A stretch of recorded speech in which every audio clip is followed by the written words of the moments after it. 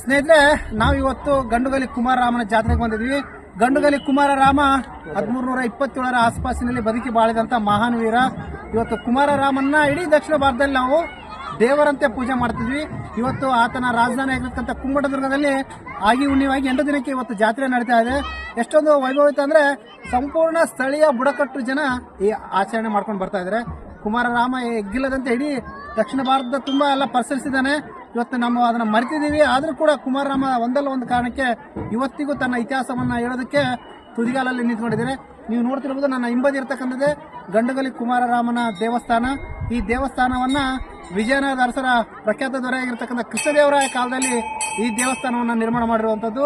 ಹಾಗೆ ಇಲ್ಲಿ ಬೊಲ್ಲನಿಗೂ ಕೂಡ ಒಂದು ವೀರ್ಗಲ್ಲನ್ನು ಹಾಕಿಸಿ ಇವತ್ತಿಗೂ ಇಲ್ಲಿ ನಡೀತಕ್ಕಂಥ ಬ್ಯಾಟಿಯ ಏನು ನಾವು ಕಡಿತೀವಿ ಅದನ್ನ ಈ ವೀರ್ಗಲ್ಗಳ ಮುಂದೆನೆ ಕಡಿದ್ರ ಮುಖಾಂತರ ಇವತ್ತಿಗೂ ಆ ಆಚರಣೆ ಸಂಪ್ರದಾಯಗಳು ನಡ್ಕೊಂಡು ಬರ್ತಾ ಇದ್ದಾವೆ.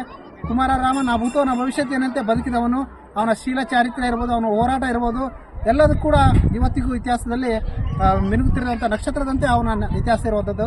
ಎಲ್ಲರೂ ಕೂಡ ಮತ್ತೊಮ್ಮೆ ನಿಮಗೆ ಕುಮಾರರಾಮ ಜಾತ್ರೆ ಶುಭಾಶಯಗಳನ್ನು ಹೇಳ್ತಾ ಎಲ್ಲರೂ ಒಮ್ಮೆ ಈ ಒಂದು ವೀರಭೂಮಿಗೆ ಭೇಟಿ ನೀಡಬೇಕಂತ ಕೇಳ್ಕೊತಾ ಇದ್ದೀನಿ.